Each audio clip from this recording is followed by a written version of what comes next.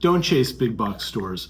Win small shelves first. A lot of the products that we work with have found that by building a strong base, you've been able to weather the storms through down economies, and the bigger box names are a lot easier to win when you're already selling in mass through independent retail. What we found is that when you start selling the product and stop selling the features, that's when it gets easier to move product into stores. I'm gonna go through how independent retail has been the base of a lot of large product launches and how building that strong independent side first before you get to the big box guys are a great way to build wealth. Emerging brands don't start in big box retail. They start in independent retail. Whether you're 5 Hour Energy or Yeti coolers, you're gonna wanna start with the independent guys because you're gonna be able to figure out the problems and the solutions to the problems that you don't know that you don't know. You get started on the independent side, you're able to scale. You're able to build out that volume and you're able to develop a good cult-like following by bringing solutions to people that didn't know that they had the problems in the first place. The role of the personal relationship is completely lost when you grow to the big box level.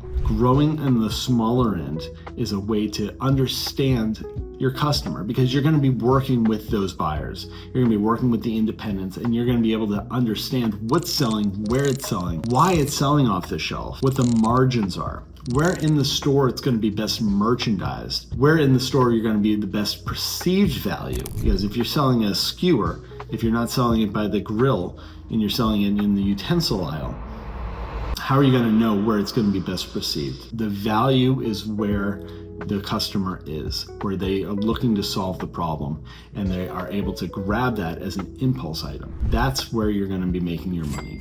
So moving product is key, but you're not gonna be able to solve those problems in the big box stores. You're gonna be able to learn about that on the independent side. And then when you get into that meeting with the big box buyer and they say, we wanna put the product in the utility aisle, and there you could say you can do that, but I found with these 50 stores in Kentucky that it's a 50-to-1 change if we put it in the checkout aisle. And by doing that, you're going to be able to use real world statistics, point to that evidence, and have the product sell better because you've already gone through that.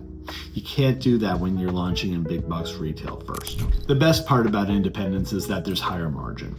You sell something for $5, it marks to 10. They get that 50%. You get good margin on your end. However, when you go into a larger retailer, you're going to be hit with a lot of fees. You're going to be hit with slotting fees, chargebacks. You're going to be hit with overstocks, breakage, returns. Those kind of things chip away at your $5 and bring that down to around $3. So knowing that on the front end is a great way to prepare yourself on the back end, but you're not going to be able to really justify that until you're able to sell well through the independent channel. So starting small and growing a base where you can understand where the pitfalls are allows you to alleviate that concern on the back end when speaking to a big box buyer. If you have a fast turn item like a snack food, a beverage, some kind of candy, that is going to be the key to being able to fast iterate.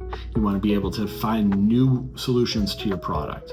So when you have a local group of retailers that are able to carry the product, you're going to get that feedback immediately. You don't have to wait 6 months for the reports to come out. You don't have to wait a year for the buyers to come around and say, this is what we'd like to see. You're able to get that feedback immediately, change the product on the next go around, find the better solution, try different flavors, try different locations in the store. You're not going to be able to do that on the larger side.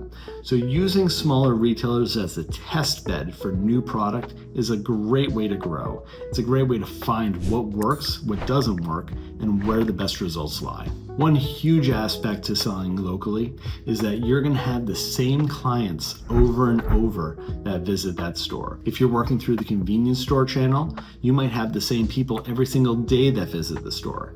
And if you become a habitual purchase of the person, if they buy your beef jerky every single day, you're gonna have a client for life. Understanding that on the front end and then trying different things and being able to incentivize those people are really a great way to innovate, to come up with new ideas, and to get that direct feedback loop where you're not gonna be able to have that if you sell it into Walmart. At the end of the day, independent retail supports innovation and really allows you to have that flexibility to make your product different on the shelf. You can try different things in those independent stores where you don't have that availability on the back end when you hit it big and you start going to the big box retailers. Having that innovation on the independent side first allows you that flexibility and will make you a stronger brand and a better product when you're selling into the larger retailers. The next video we're going to cover is going to be about pitch, how to get your product into the buyer's meeting. The perfect pitch isn't about being flashy or showy.